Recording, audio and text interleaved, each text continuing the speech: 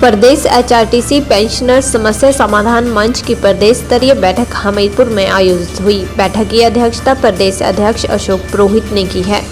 उन्होंने कहा कि प्रदेश में परिवहन निगम से सेवानिवृत्त पेंशनरों की समस्या का लंबे समय से समाधान नहीं हो पा रहा है, जिससे पेंशनरों को काफी परेशानियों का सामना करना पड़ रहा है। वहीं विभिन्न समस्याओं को सरकार और प्रबंधन के सामने रखने के लिए रणनीति बनाई गई है और यदि सरकार और प्रबंधन गंभीरता से नहीं लेती है तो कर्मचारी आंदोलन का रास्ता लेंगे।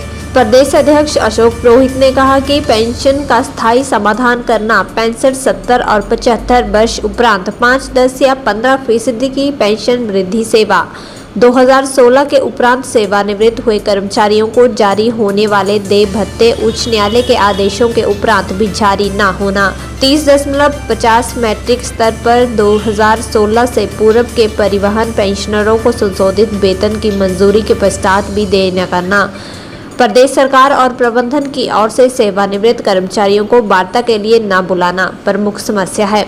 उन्होंने कहा कि विभिन्न समस्याओं को सरकार और प्रबंधन के सामने रखा जाएगा। यदि कार्य के लिए सरकार और प्रबंधन गंभीरता से नहीं लेता है तो कर्मचारी आंदोलन का रास्ता लेंगे। बैठक में रामगोपाल शर्मा, सतपाल शर्मा, जयसिंह, होशियार गुलेरिया, संजय ताराचंद, कमलेश कुमार, किशन आदि पेंशनर उपस्थित रहे। क्या गुनाह किया है एचआरटीसी के पेंशनरों ने, क्या गुनाह किया है? अब आप बताऊं, मैं आपको बताना चाहता हूं। 80 लोग सुप्रीम कोर्ट में गए, 80 लोग सुप्रीम कोर्ट में गए थे। 60, 75, 65 और अपने 65, 70 और 75 के बेनिफिट को लेकर, 5, 10 और 15 के बेनिफिट को लेकर, जिनमें केवल 64 लोग जो हैं वो लेने के लिए जिंदा बचे, 16 लोग से लड़ाई में ही मर गए। उसके बावजूद भी एचआरटीसी उसको इम्प्लीमेंट नहीं कर रही है। शर्म आनी चाहिए, शर्म आनी चाहिए ऐसी सरकार को। सुप्रीम सरकार जो कहती थी हम व्यवस्था में परिवर्तन कर रहे हैं, कहते हैं हम संविधान में।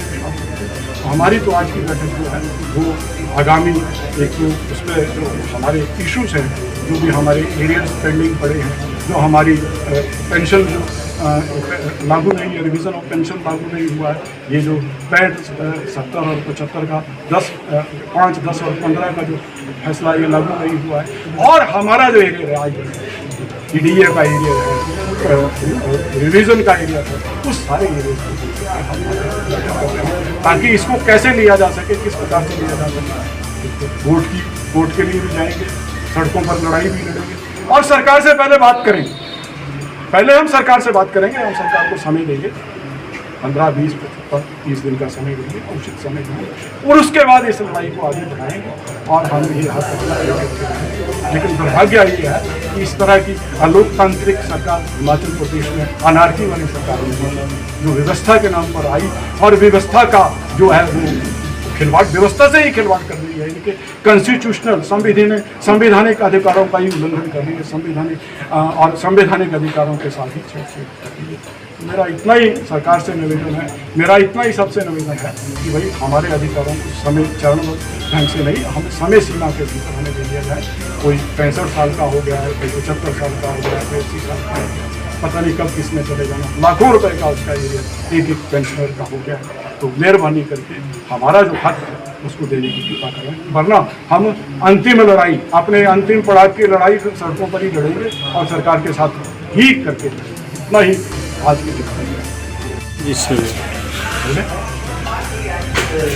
आज की इस हमारी बैठक में एचआरटीसी पेंशन समस्या समाधान मंच की इस बैठक में आप पत्रकारों का आभार व्यक्त करते हुए अपनी बात प्रारंभ करता हूँ कि आज की बैठक में अनेक विषयों पर हमने चर्चा की। हिमाचल प्रदेश सरकार पिछले कुछ समय से जो आदेश जारी भी हो चुके हैं उनको भी अनुपालित नहीं कर रही है, ना ही एचआरटीसी मैनेजमेंट या एचआरटीसी पेंशन रेगुलेटरी अथॉरिटी उनको इम्प्लीमेंट कर रही है। दुर्भाग्य की बात तो ये है कि हमने कई बार कहा कि आपने ओल्ड पेंशन स्कीम पिछले वर्ष सभी कर्मचारियों को दी, 1.5 लाख कर्मचारियों को दी। एचआरटीसी के पेंशनर तो 95 से ओल्ड पेंशन स्कीम ले रहे हैं at par with government employees.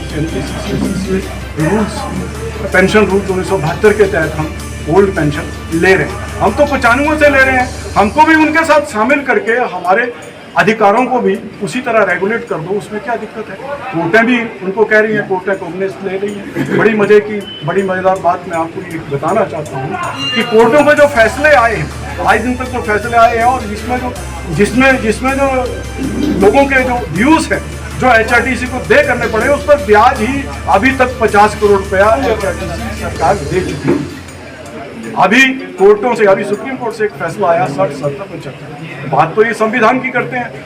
संवैधानिक यानी कि सुपर संवैधानिक संस्था हिमाचल प्रदेश का सर्वोच्च न्यायालय उसके आदेशों को इम्प्लीमेंट नहीं कर रही है। ये कौन सी सरकार है? ये कौन सी कॉन्स्टिट्यूशनल सरकार है? ये कौन से संविधान को मानने वाली सरकार है? मेरा तो सिर्फ इतना ही निवेदन है, हाई कोर्ट के डिसीजन आए हैं, HRTC के पेंशनर्स के हक में हाई कोर्ट के डिसीजन आए हैं, अन्य कोर्टों के डिसीजन आए हैं, सुप्रीम कोर्ट के डिसीजन आए हैं, जो कि संवैधानिक हैं, उनको भी ये इम्प्लीमेंट नहीं कर रहे हैं, उनको भी इम्प्लीमेंट करने में आनाकानी कर रहे हैं। ये कौन सी संवैधानिक सरकार है हिमाचल प्रदेश के अंदर? मैं इसे इतना ही कहना चाहता हूँ कि HRTC के संवैधानिक अधिकारों की लड़ाई अगर लड़नी पड़ी तो उसको सड़कों पर भी लड़ा जाएगा, क्योंकि ना तो ये सरकार अच्छी सरकार आई, व्यवस्था परिवर्तन के नाम पर सरकार आई, और व्यवस्था परिवर्तन ये कर दिया कि जो सुप्रीम कोर्ट के फैसले हैं उनको भी लागू करने में आनाकानी कर रही है। जो एक आदमी का एक पेंशन का लाखों रुपया जमा हो गया, यानी कि जबकि गवर्नमेंट एम्प्लॉइज में, गवर्नमेंट पेंशन में,